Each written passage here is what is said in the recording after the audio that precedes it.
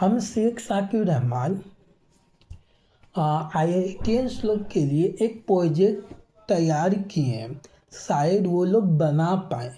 जैसे कि चंद हम IITians लोग के स्टूडेंट का सपना होता है इंडिया के इन चंद फेमस कॉलेजेस में पढ़ने का, जैसे कि IIT खड़गपुर, कानपुर, दिल्ली, मद्रास।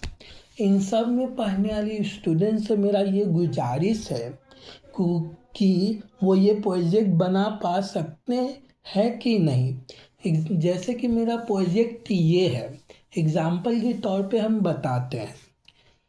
टावर से इंटरनेट आया वाईफाई में, वाईफाई से इंटरनेट आया मोबाइल के चिप में, फिर मोबाइल में इंटरनेट चला, मोबाइल वर्क किया। ठीक, तो हम सोच रहे हैं एक बिना चार्जिंग का बैटरी, तो बिना वायरलेस चार्जिंग बैटरी बन तो गया है, अब उससे भी हम छुटकारा का मतलब कुछ नया सोच रहे हैं। बस एक चिप के जरिए चार्जिंग करने का सोच रहे हैं बैटरी, जो मोबाइल में ही वो चिप होगा। जैसे कि वाईफाई से इंटरनेट आया मोबाइल के चिप में, फिर मोबाइल में इंटरनेट चला और मोबाइल वर्क किया। तो हम ये सोच रहे हैं कि वाईफाई में ही एक और चिप लगा दें, wireless charging battery chip wifi में लगा दिए और एक चिप मोबाइल में लगा दिए। अब वाईफाई से इंटरनेट जितना दूर तक आता है मोबाइल में, और मोबाइल में इंटरनेट वर्क होता है उतना दूर तक अगर वाईफाई में चिप लगाएं और एक और चिप मोबाइल में लगाएं, तो जितना दूरी तय करता है वाईफाई से सिग्नल मोबाइल तक, उतना दूरी उस चिप से भी सिग्नल दूरी करेगा। जितना दूर तक इंटरनेट चलता है मोबाइल में वाईफाई से, उतना दूर तक एक चिप वाईफाई में लगा दिया, एक चिप मोबाइल में लगा दिए, तो उतना दूर तक ना वायरलेस पावर बैंक का ज़रूरत है ना चार्जर का। मोबाइल जैसे कि फुल चार्ज है, हम लोग यूज़ कर रहे हैं, 20% आया, अब उसके बाद आपको लग रहा है बैटरी अब जल्दी ख़त्म होगा, तो मोबाइल में एक इनबिल्ट चिप है, तो उसके ऑप्शन में जाएं और उस चिप को ऑन कर दें। अब जो ये है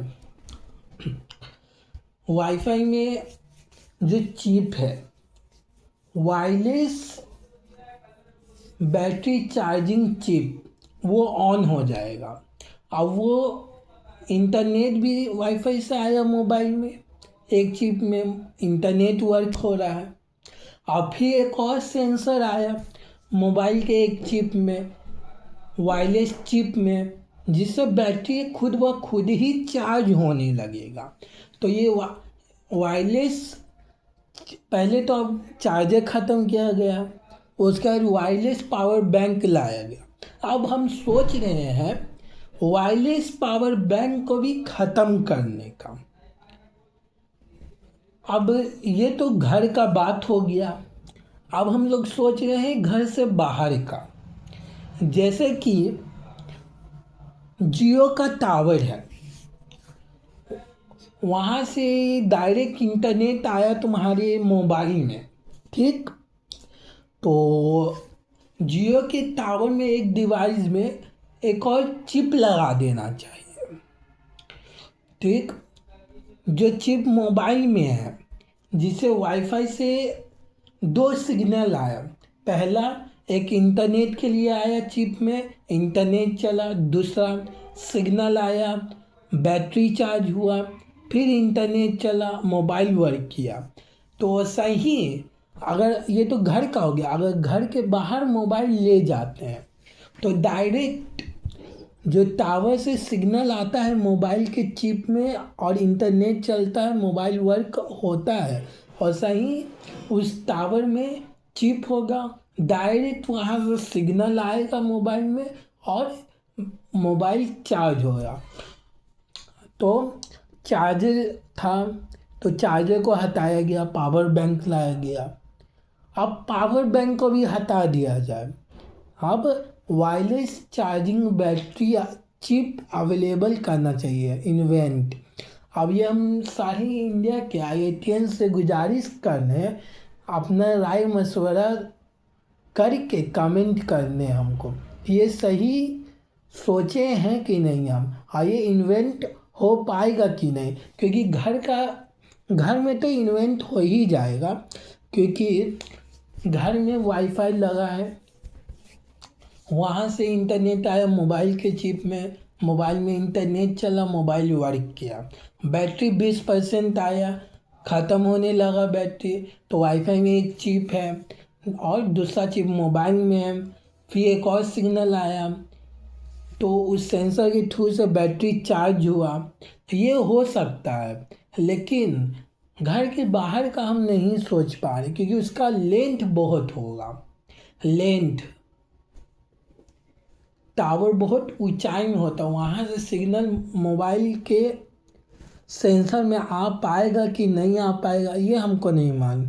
ये आप लोग राय मशवरा करके बताइए। घर में तो हम इतना 80% कह सकते हैं कि मोबाइल चार्ज हो सकता है, और उस सेंसर चिप जो हम बोल रहे हैं उसको भी हटा सकते हैं। एक बैटरी, जैसे कि एक मोबाइल में 5000 mAh का बैटरी है, ठीक, तो उसको हाफ डिवाइड कर दें।